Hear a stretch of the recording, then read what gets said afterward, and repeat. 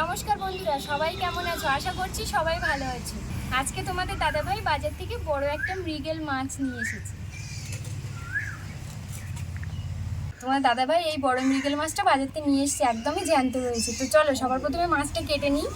আর এখন তো গরম পড়েছে, আজকে আমি এই মাছটা রান্না করবো সরিষা ডাঁটা, কয়েকটা কচু আর আলু দিয়ে, হালকা পাতলা। তোমরা ভিডিওটা দেখতে মিস করো না, অবশ্যই ভিডিওটা লাস্ট পর্যন্ত দেখতে থাকো। দেখো কত বড় মৃগেল মাছ, একদম জ্যান্ত রয়েছে, ছটফট করছিল। নিয়ে এসছে তো অনেকক্ষণ, তো আমি সবে কাটতে বসেছি, ছেলে তো দুষ্টু করছিল। এই যে দেখো এখনো মুখটা নাড়াচ্ছে, তার মানে জ্যান্ত। মাছটা কেটে নেব,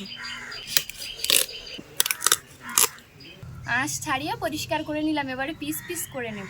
মাছটা এতটাই বড় রয়েছে যে আমার হাতের ভেতর থেকে বেরিয়ে যাচ্ছে, ছোট ছোট হাত তো।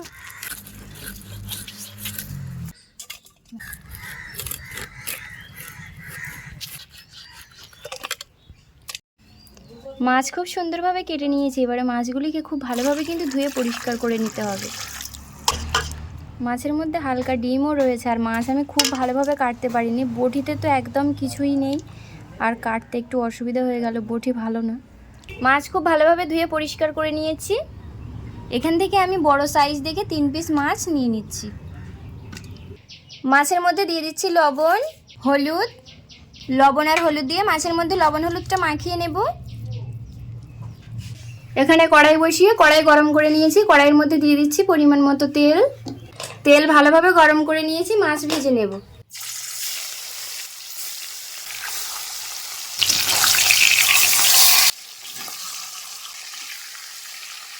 মাছ কিন্তু ভাজা হয়ে গেছে, তবে খুব বেশি কড়া করে ভাজবো না। দেখো হালকা ভেজে নিয়েছি, এবারে উঠিয়ে নেব।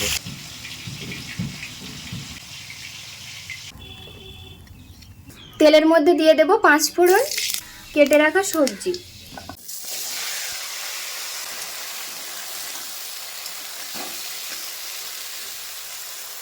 দিয়ে দিচ্ছি পরিমাণ মতো লবণ, পরিমাণ মতো হলুদ, চেরা কাঁচা লঙ্কা, ঢাকা দিয়ে দিচ্ছি। 2 থেকে 3 মিনিট গ্যাসের ফ্লেমটা কমে রেখে ঢাকা দিয়ে দিলাম। এবারে আমি ঢাকনাটা খুলে নেব। ঢাকনা খুলে নিয়েছি, দিয়ে দিচ্ছি একটু সামান্য আদা রসুন বাটা, দিয়ে দিচ্ছি একটা টমেটো। এবারে আদা রসুনের গন্ধটা চলে যাওয়া পর্যন্ত আমি সবজিটা খুব ভালোভাবে কষে নেব।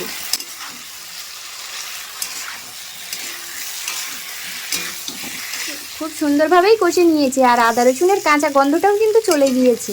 দিয়ে দেব পরিমাণ মতো জল। পরিমাণ মতো জল দিলাম, এবারে ঢাকা দিয়ে দেব 5 মিনিটের জন্য, আঁচটা কমে রেখে। এবারে আমি ঢাকনাটা খুলে নেব। কচু পুরো গলে গেছে, আলুও কিন্তু সিদ্ধ হয়ে গেছে। এবারে আমি ভেজে রাখা মাছ দিয়ে দেব। মাছ তো দিয়ে দিলাম, এবারে দিয়ে দেব জিরে আর মরিচ একসাথে করে বাটা। জিরা আর মরিচ বাটাটা দিয়ে আরও 1-2 মিনিট আমি গ্যাসের ফ্লেমটা বাড়িয়ে দিয়ে ফুটিয়ে নিচ্ছি। তরকারিটা কিন্তু খুব ভালোভাবেই ফুটিয়ে নিয়েছি, এবারে আমি তরকারিটাকে নামিয়ে নেব। তো বন্ধুরা, আজকে এই রেসিপিটা কেমন লাগলো তোমরা অবশ্যই আমাকে কমেন্ট করে জানিও। আর এই রেসিপি যদি ভালো লাগে ঘরে একবার অবশ্যই বানিয়ে দেখো। জ্যান্ত মাছের এরকম পাতলা রান্না কিন্তু অসাধারণ খেতে লাগে। কালারটা দেখেছো কত সুন্দর কালার এসছে। তো আজকে ভিডিও যদি ভালো লাগে লাইক কমেন্ট শেয়ার অবশ্যই করো। তোমরা সবাই ভালো থেকো, সুস্থ থেকো, টাটা। আর হ্যাঁ, নতুন হয়ে থাকলে